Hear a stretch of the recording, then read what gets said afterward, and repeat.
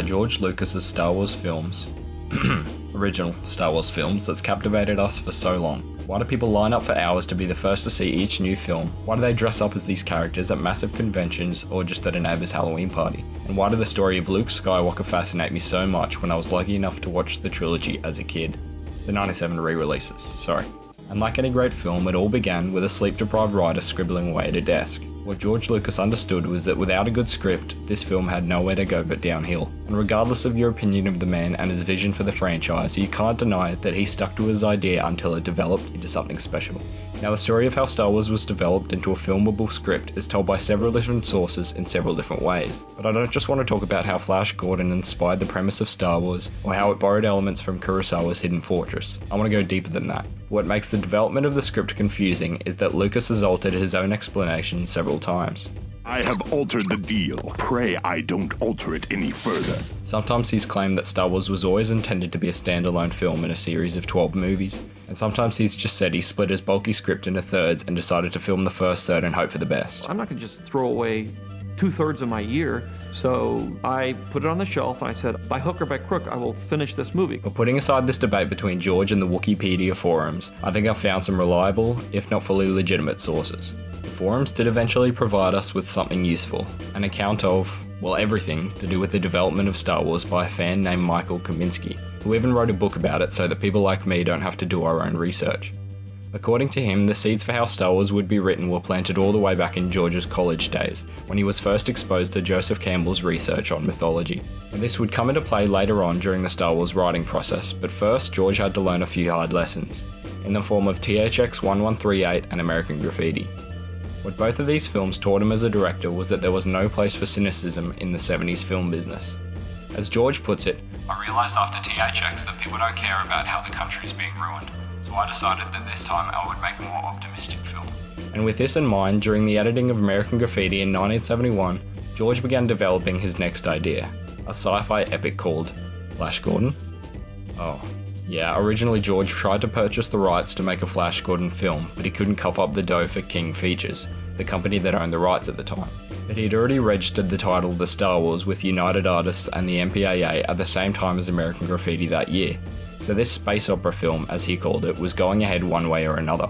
So he took with him the basics of Flash Gordon, a never-ending struggle between good and evil, a world where magic and technology mix, and even replaced Emperor Ming with the Emperor.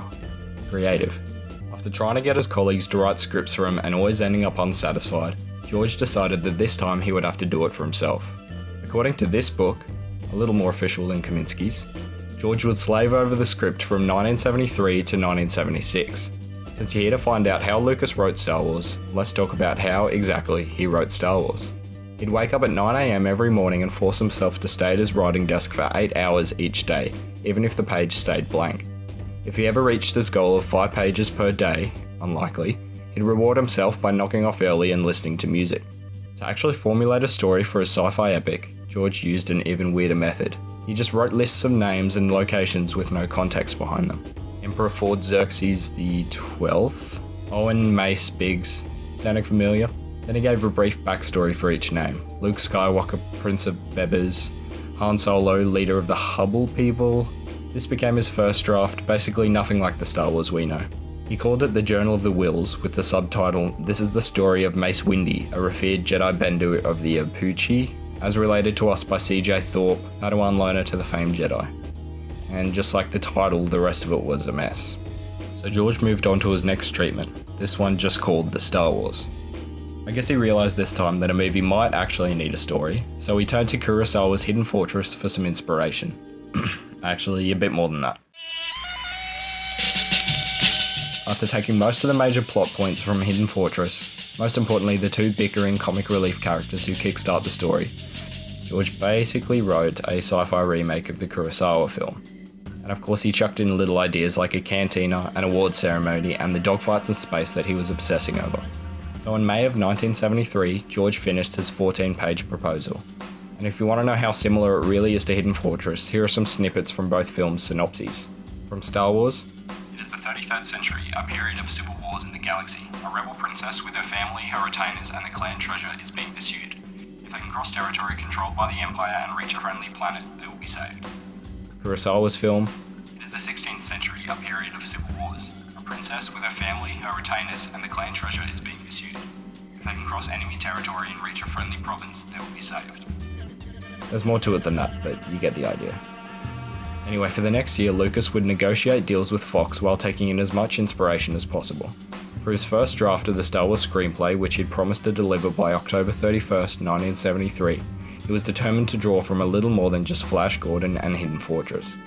He read E.E. Smith's series of Lensman novels, Harry Harrison's 1966 novel Make Room, which became Soylent Green, and even books on religion like Isaac Asimov's Guide to the Bible. Another big influence seemed to be Frank Herbert's dense world of Dune, although in the fall of that year, Lucas described his upcoming space opera as a mixture of Lawrence of Arabia, the James Bond films, and 2001. The John Carter of Mars novels by Edgar Rice Burroughs always seem like they influenced this Star Wars draft, in more ways than one. Not just their mix of sci-fi and fantasy, but their artwork, which looks a bit like Ralph McQuarrie's concept art, I reckon. So in May 1974, around 8 months past his deadline, George finished his draft screenplay for the Star Wars. If we consider that the average movie screenplay is about 60 scenes long, you can guess how confused the Fox executives were when George's script was 191 scenes in length. Bit chunky to say the least, but it was beginning to sound like the Star Wars we know and love. There was a young man named Anakin Starkiller being trained in the Jedi Bendu ways by the old General Luke Skywalker. The two bickering droids made another appearance, and a green monster with no nose named Han Solo. But I mean, you get the idea. So Lucas passed this oversized and overstuffed first draft onto Fox and began a second one. There were complications in the meantime, like the studio not granting him the control he wanted or the rights to do the eventual sequels to Star Wars. There was also ideas flying left, right and centre, like the name of a pinnacle Star Wars character, which George remembered from his American Graffiti days. While editing Graffiti with Walter Murch, the two came up with a way to make sense of all the racks of film. And when Murch asked Lucas for Reel 2, Dialogue 2, but abbreviated it, you know where I'm going with this. Another of Lucas's ideas while working on his second draft came from an old serial called Don Winslow of the Navy. Lucas says that Winslow's mix of brains and brawn got him thinking. It'd be a good idea to have an archaeologist in a 1930s style serial, and so we named the archaeologist Indiana Smith after his dog and saved the rest for later, including the Jones. And on January 2nd, 1975, the second draft of Star Wars was finished. Now the serial style had crept in, and it was called Adventures of the Starkiller, Episode 1, The Star Wars. Still too much backstory and exposition, but the basics were there. Droids looking for their old master, Luke hiring Han and Chewie, garbage chutes, a Death Star assault, etc, etc. Still a lot of gibberish in there though.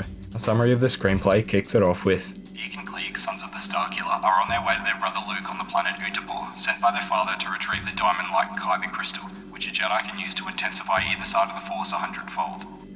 So, yeah, not that easy to explain in an opening crawl. In the meantime, Lucas was prepping for shooting, and maybe just jumping the gun a little bit.